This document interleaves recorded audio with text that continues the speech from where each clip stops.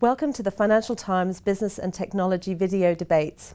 The financial services sector is estimated to account for more than 9% of the total global spending on technology. The industry is known for its love of counting money in, but it's likely to see its IT outgoings rise to nearly $400 billion a year by 2013. And in particular, it faces vast costs related to collecting, managing and storing data.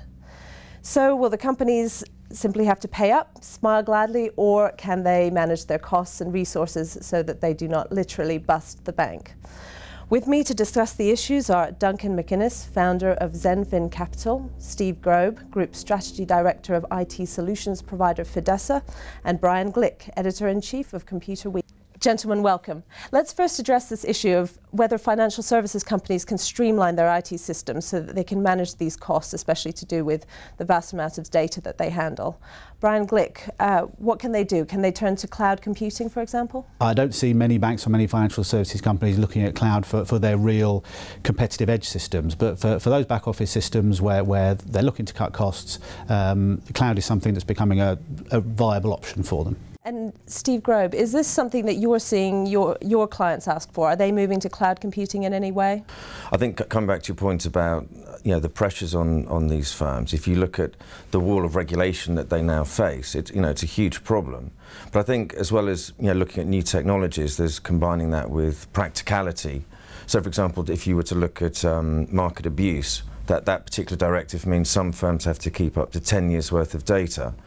Now that's ideal for cloud computing, but also why not work together, because that's not a competitive application area. So it'd be much better for banks to have one sort of collective utility where they share all of the resources and perhaps deliver it through a cloud computing application. Duncan McInnes, what sort of solutions are you looking at, and is it easy to reconcile them with regulation? I'm not really looking at it personally for my business.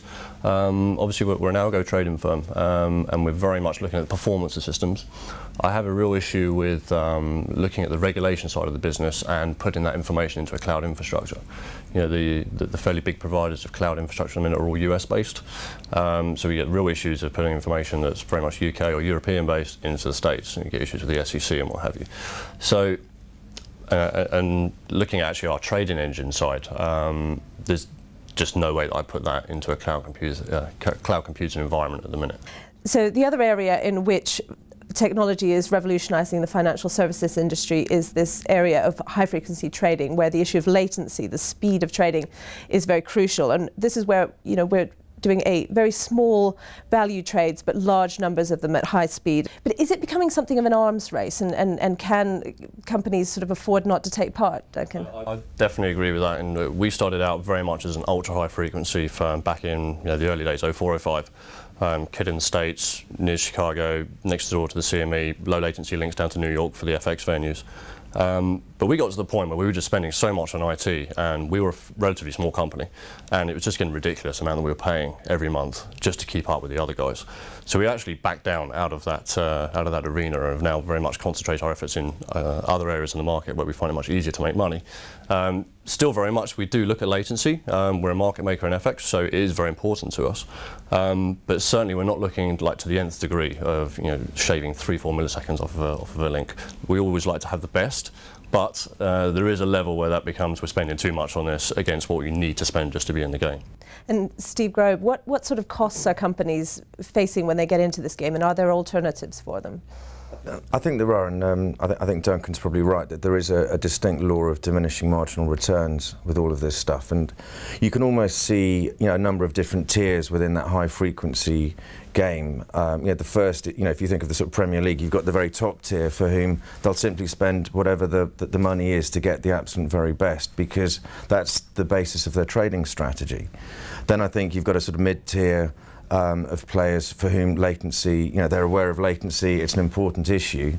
And then perhaps at the bottom you've got perhaps the fashionistas who aren't quite sure why they're even involved in that particular game, and probably would do much better to look at their complete trading workflow, because it'll only go as fast as the slowest piece.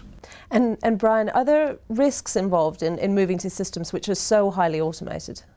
Yes, there is a risk involved. Look a few years ago, the London Stock Exchange, for example, who spent hundreds of millions of pounds developing an in-house trading system, and by the time they went live with it, it was a few microseconds slower in trades than a lot of their rivals. And within a couple of years, they bought a third-party software company that provided a faster trading platform in order to replace that. And you know, they're caught in a speed war now with all the other trading platforms to be the fastest. I think that's actually quite an interesting point, in that now it's almost turning a lot towards the exchanges that are really latency sensitive in terms of, you know, the actual end users. The buy side are really demanding that the sell side are actually upping their or decreasing their latency and upping their spend on their core kit.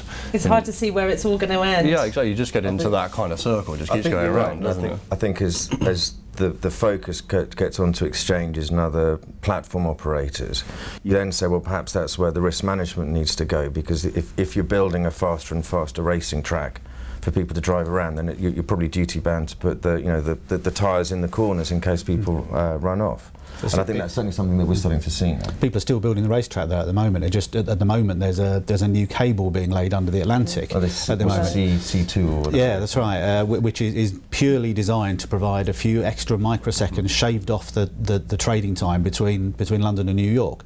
It's a hugely expensive exercise, but the people who are laying the cable have pretty much got that cost more than covered by these real, you know, low latency specialists who really need those milliseconds. Gentlemen, I'm afraid we'll have to stop there. Thank you very much. And if you're interested in this topic, then you can read more online at ft.com/connectedbusiness.